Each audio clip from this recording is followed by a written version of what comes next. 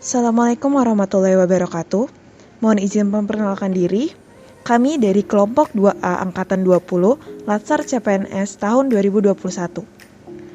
Pada kesempatan kali ini, kami akan memaparkan tentang hasil diskusi kami terkait mata pelatihan pelayanan publik. Adapun anggota kelompok kami adalah Frizkian Ardebili, Granista Septia Indra Pratama, Hauradia Amaninida, Indah Sari, dan Inyoman Wahyu Widya Utama. Pertama perlu kita ketahui apa itu pelayanan publik. Menurut Undang-Undang Nomor 25 Tahun 2009 tentang Pelayanan Publik, pelayanan publik adalah kegiatan atau rangkaian kegiatan dalam rangka pemenuhan kebutuhan pelayanan sesuai dengan peraturan perundang-undangan bagi setiap warga negara dan penduduk atas barang, jasa, dan atau pelayanan administratif yang disediakan oleh penyelenggara pelayanan publik. Beberapa prinsip-prinsip pelayanan publik yang perlu diperhatikan diantaranya adalah kesederhanaan, kejelasan, kepastian waktu, akurasi keamanan, tanggung jawab, kelengkapan sarana dan prasarana, kemudahan akses, kedisiplinan, kesopanan, dan keramahan, serta kenyamanan. Berikut kami akan memaparkan tentang hasil diskusi kami tentang hal-hal yang dapat kita pelajari dari artikel "Kita Harus Banyak Belajar dari Jepang". Dalam pelayanan publik, salah satunya terdapat nilai efektif dan efisien. Prasyarat yang harus dimiliki bangsa Indonesia yaitu dalam penyelenggaraan pelayanan publik, pegawai pemerintah wajib memudahkan masyarakat dengan mengurangi alur persyaratan dokumen yang berbelit-belit. Alternatif kebijakannya ada dua. Yang pertama, menyederhanakan kebijakan yang dianggap rumit dan dibuat lebih simpel dan efisien. Yang kedua, memberi pelayanan maksimal kepada masyarakat yang belum memahami alur pelayanan dan dibantu dalam pembuatan dokumen. Selanjutnya ada nilai akuntabilitas. Prasyarat yang harus dimiliki di Indonesia diadakannya pembinaan sikap dan perilaku sebagai contoh jika terdapat kesalahan dalam pelayanan. Pegawai pemerintah wajib meminta maaf dan berjanji untuk menindaklanjuti permasalahan tersebut. Alternatif kebijakannya yaitu diberlakukannya punishment atau hukuman dan reward penghargaan kepada pegawai pemerintah. Nilai selanjutnya yang dapat kita contoh dari pelayanan di Jepang adalah tidak diskriminatif. Pelayanan di Jepang tidak membeda-bedakan konsumennya, baik penduduk asli maupun pendatang, juga tidak membeda-bedakan status konsumennya. Jika Indonesia ingin mencapai pelayanan seperti di Jepang, maka Indonesia harus melaksanakan pelayanan publik dengan dedikasi yang tinggi, serta menerapkan asas-asas etiket dalam pelayanan. Alternatif kebijakan yang dapat dibuat adalah membuat peraturan atau SOP nasional tentang pelayanan dan penetapan sanksi yang tegas terhadap pelayanan yang tidak baik atau menyimpang.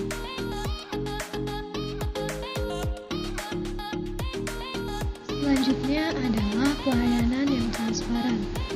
Agar mencapai pelayanan yang transparan, Indonesia harus menerapkan pembinaan terkait sikap bagi para pelayan publik, serta melakukan pengawasan baik dari pemerintah maupun dari masyarakatnya. Alternatif kebijakan yang dapat digunakan adalah mengadakan pembinaan terkait kejujuran dan transparansi bagi pelayan publik, serta menyediakan dan mensosialisasikan sistem lapor online untuk masyarakat yang merasakan pelayanan yang kurang baik. Selanjutnya, setiap laporan yang masuk ditindaklanjuti agar sistem terus diperbaiki.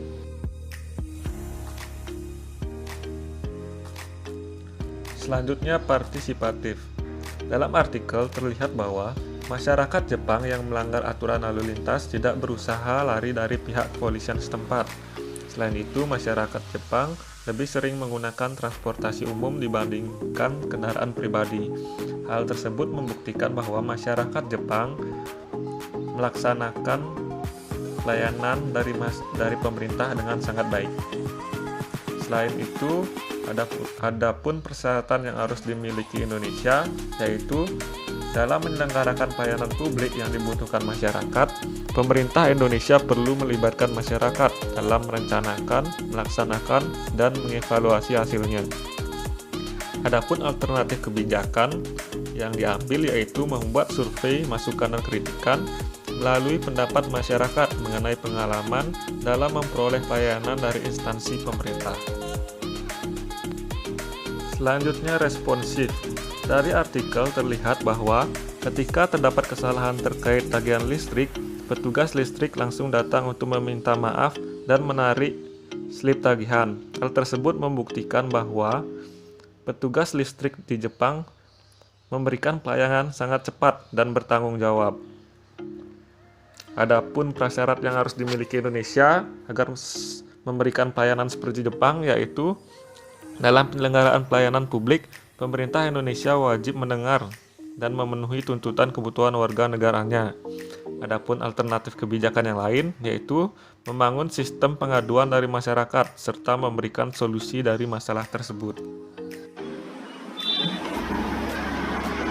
Nilai-nilai pelayanan publik yang selanjutnya adalah kesopanan. Di contoh yang ada pada artikel tersebut menunjukkan bahwa pemerintah di Jepang melayani dengan sopan dan sepenuh hati. Bahkan seorang pimpinan dalam suatu instansi rela untuk mendatangi rumah dari pemohon pelayanan demi meminta maaf atas kesalahan yang dibuat oleh bawahan. Di sini, pimpinan tersebut memberikan hadiah berupa souvenir sebagai bentuk permohonan maaf dan datang ke rumah pemohon. Begitu integritas sebagai seorang pimpinan. Prasyarat yang harus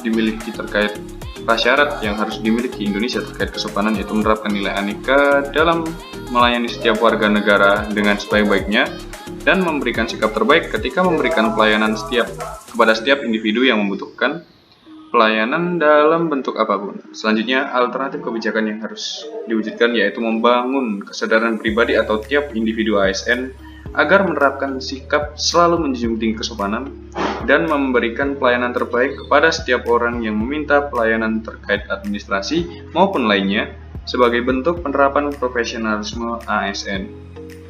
Nilai-nilai pelayanan publik yang selanjutnya adalah bertanggung jawab. Mereka melakukan tugas dengan sungguh-sungguh sebagai ASN dan melayani hingga proses pelayanan selesai. Seperti contoh pada orang yang tidak mampu berbahasa Jepang, dalam artikel tersebut mereka dilayani dengan baik dan akan mendapatkan bantuan hingga selesai.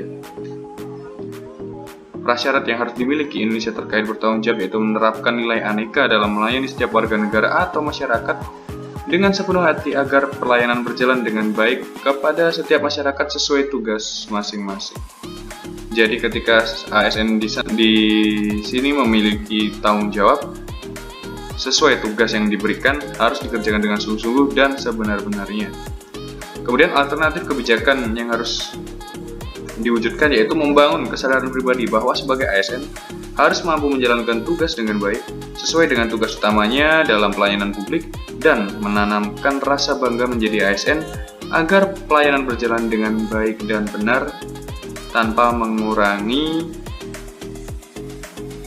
tanggung jawab dan akhirnya berujung pada kemudahan yang dirasakan oleh masyarakat dalam menerima pelayanan.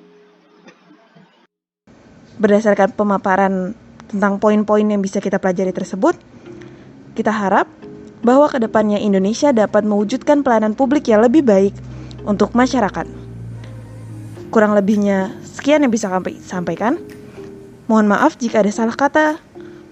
Terima kasih. Wassalamualaikum warahmatullahi wabarakatuh.